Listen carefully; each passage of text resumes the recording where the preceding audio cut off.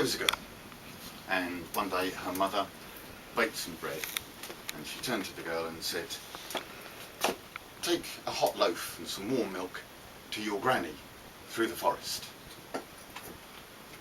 So the girl, Headwear Unspecified, took the basket and set off out of the village.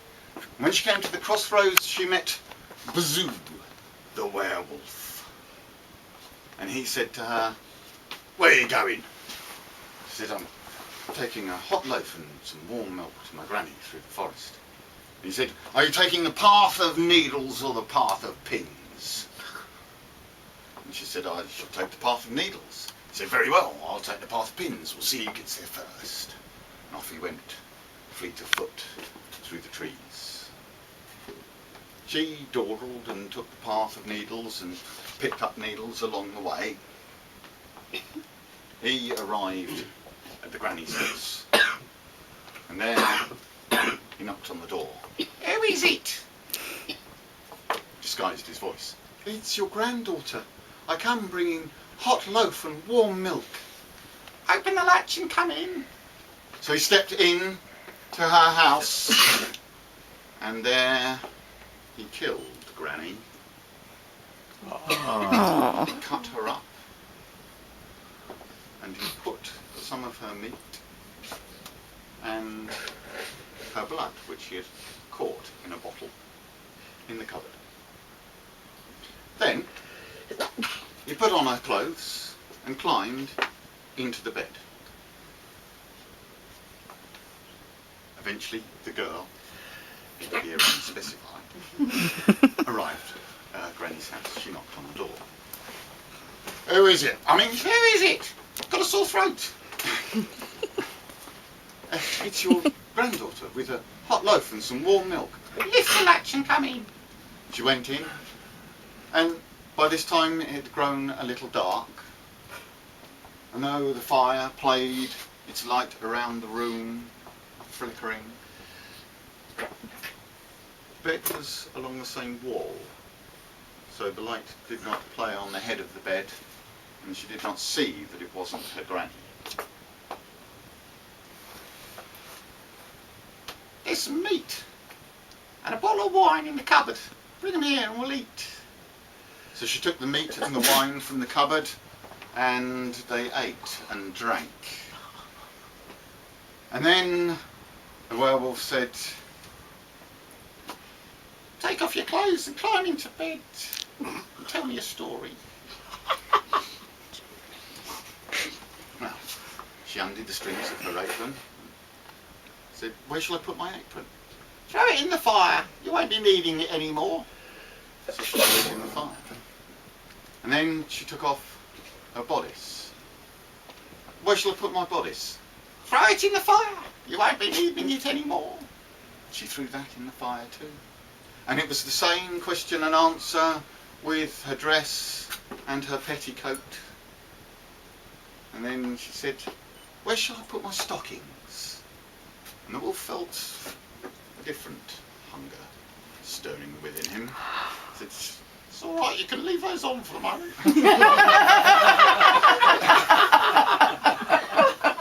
Come get to bed. So she climbed into the bed, and as she did so, she brushed against the wolf, and she felt his hairy skin. She said, why, Granny, what hairy skin you have. All the better to keep me warm. And as they tried to get comfortable, his claws touched her arm.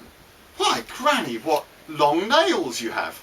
All the better to scratch myself with. And as they moved around, she said, why, Granny, what broad shoulders you have. All the better for lugging wood with.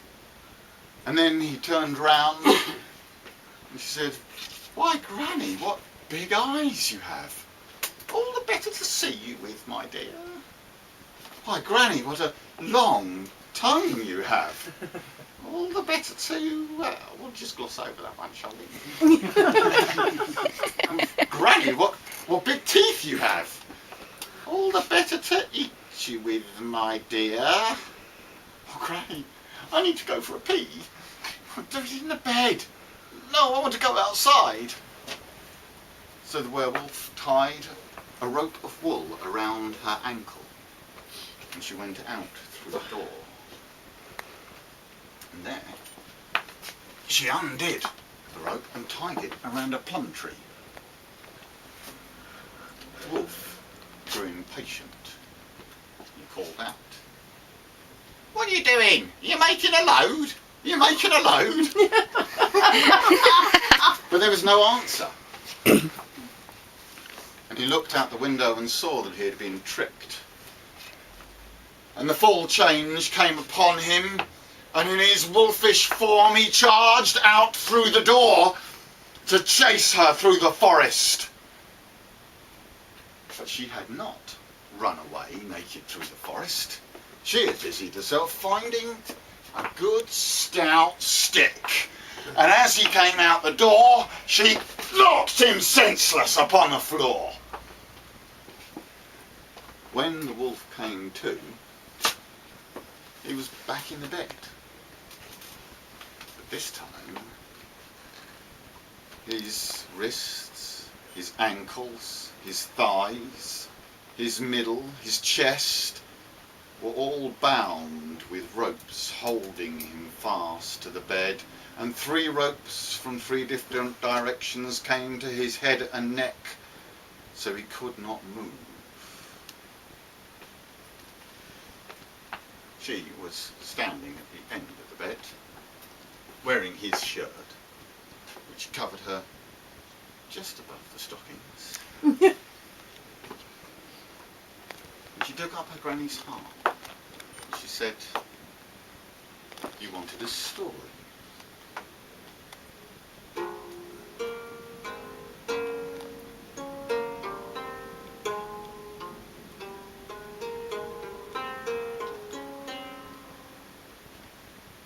Once, far, far to the north, the long-legged god Loki set off from Asgard, the home of the gods, to Jotunheim, the land of the giants.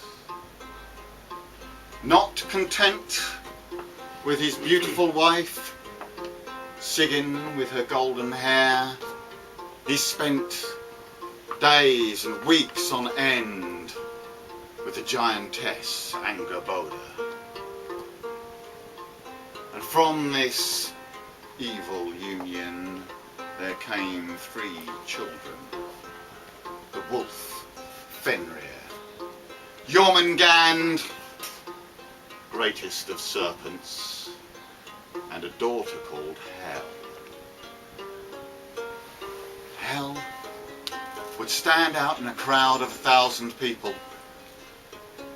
Her face, her neck, shoulders, back, breasts, arms were all pink, but from the hips downwards all was greyish green and decaying.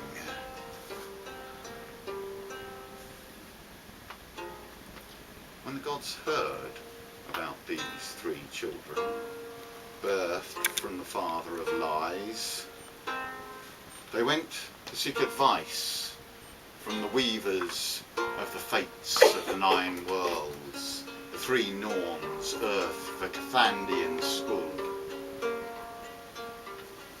And Earth said,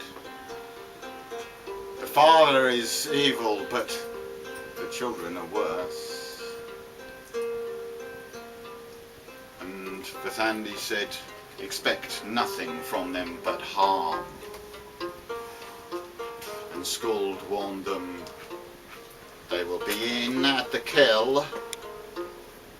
So a gang of gods went into Jotunheim in darkness, and before Angrboda could even wake, they fell upon her, gagged her, bound her, and kidnapped her children. Back in Asgard, Odin knew exactly what to do with Jormungand.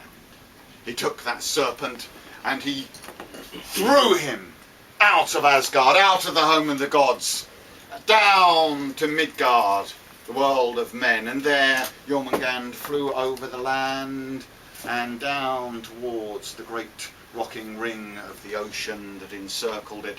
He smashed into the iron face of the water and sank beneath the waves. And when he reached the bottom, there he lay, and there he fed, and there he grew, until he encircled the whole world and took his tail in his mouth. Odin knew what to do with Hel as well. He cast her out of Asgard too, cast her down into Niflheim, the deepest of the 9 worlds. And as she fell past the rock sheer drop to destruction, she heard Odin's decree that she should look after those who died of sickness or old age, and share her food with those who came to her. When she landed in that place of gloom and mist, she wasted no time building a wall around her estates, and within it she built the hall Eljudnir, the home of the dead, behind 2 massive gates. Her manservant and maidservant, Ganglati and Ganglot, moved about so slowly you could hardly tell they were moving at all. A plate is called hunger, a knife is called famine. Her bed is sick bed, and the bed hangings glimmering misfortune. Fenrir was just a wolf, like any other wolf. And so the gods thought there would be no harm in letting him wander at will around the green and gold fields of Asgard. Still, none of them were brave enough to go anywhere near him. Only Tyr, Odin's son, the warrior god, would take great joints of meat, gristle and bone, sling them to the wolf. But like his brother, Fenrir also grew, and continued to grow, until he was of a fearsome and frankly scary size. And the gods once more gathered and said, "Gotta do something about him." But they agreed they couldn't slay him there and spill his evil blood in the sanctuary of Asgard. So they decided the wolf should be fettered. They made a chain, a great iron chain, and they called it leading. And they brought it to the wolf, and they said, "Test of strength. You're a big lad, aren't you? You're stronger than this." He snuffed and puffed at it. And he said, "It is strong, but I am stronger. Do your worst." He stood still while they wound it around his back, his body, his legs, his neck. And then, "Finished," growled the wolf. He shook himself, strained, tensed his muscles, took a deep breath, and leading snapped. The gods were concerned. They wasted no time. They made another chain, twice as strong. They called it Dromi. It was bigger than the biggest anchor chain of the largest ship. The links were so large that any ordinary man would not even have been able to move them. They took it to the wolf. Another test of strength. Don't know why I'm doing it like this. It'd be more like this. He looked at it, sniffed it, thought to himself, well, it is stronger than the other one, but I have grown in strength since then. Go on. And he stood still, and they wound it around his neck and his body and his back and his legs. Finished. And then he threw himself on his back, banged the links against the ground. He shook and shivered and tensed his muscles and breathed in, and Dromy shattered into 1,000 pieces, sending shrapnel in all directions. The gods ducked and covered, and then walked away very slowly, not turning their backs on him. What are we to do, they said, back in the great hall, Gladsheim. What are we to do? He's broken the best chain we could make. But one-eyed Odin said, well, if anyone can make a fetter for Fenrir, the dwarves can. And so bright Skirnir, Freyr's messenger, was sent down.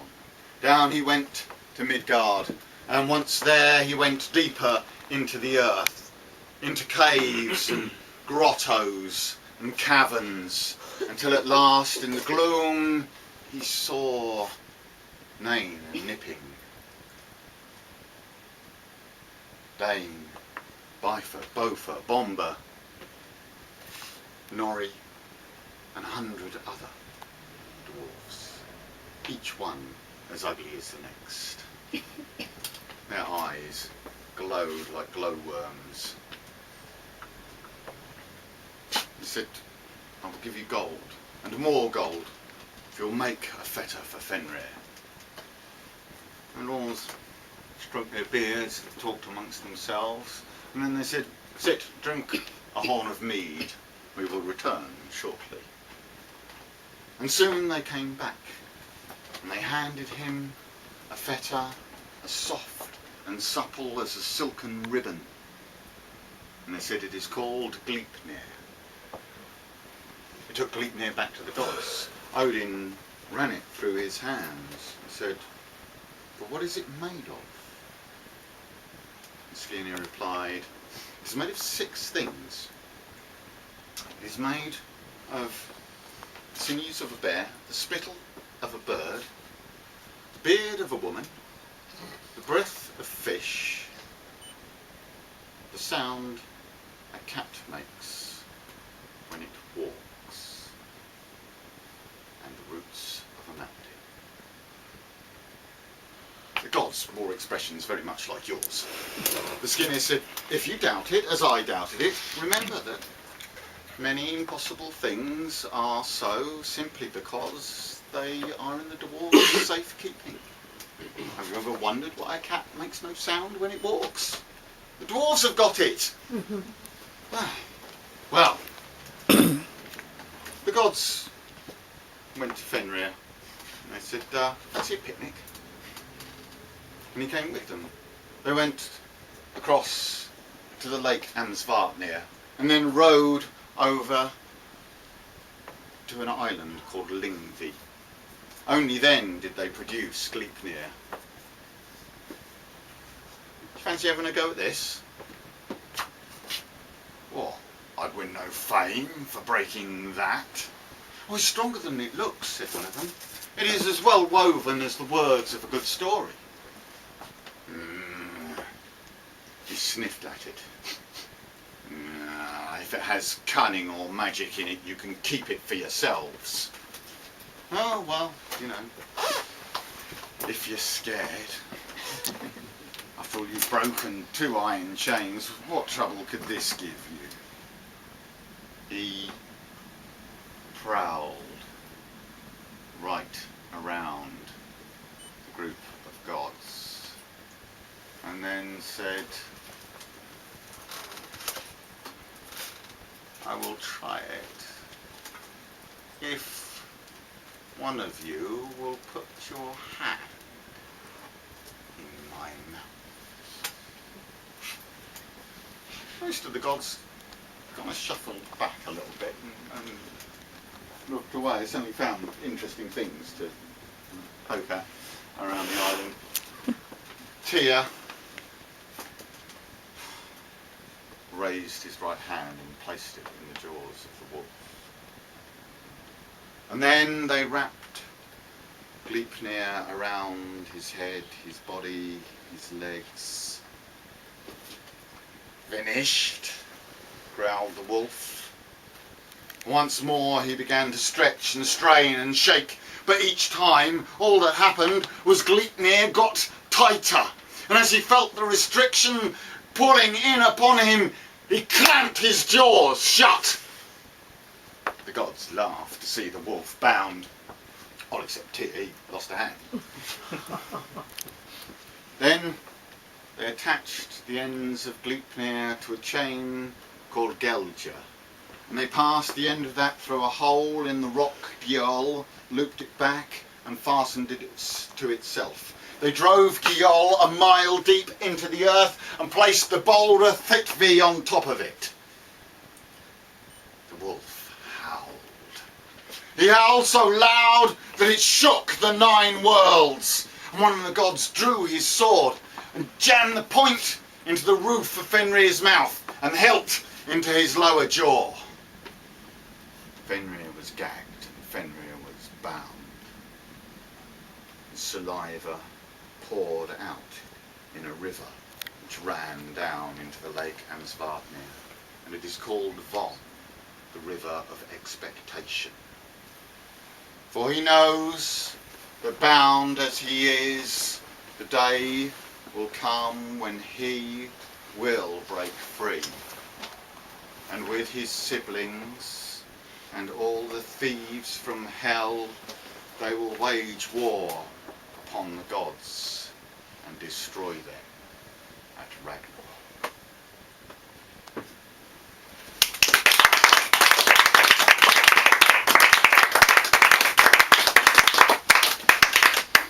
The girl, Headwear Unspecified, finished her story.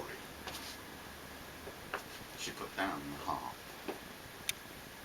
And then she climbed onto the bed.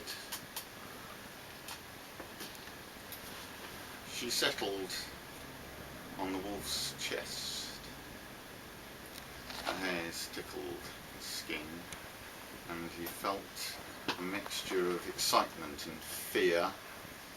And he looked up at her and he said, "My, what bright eyes you have." She said, "All the better to see you with. My, what a sharp mind you have. All the better to trick you with."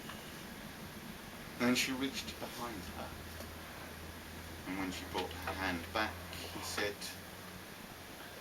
"What a big knife you have. All the better to skin you with." And the wolf howled, and the wolf whined, and the wolf fell silent. And when she had finished flaying his wolf's skin from him, she washed it and cleaned it and burnt his body. And then, leaving her granny's house, she took the wolf skin with her. For a girl never knows when she might need to change into a wolf.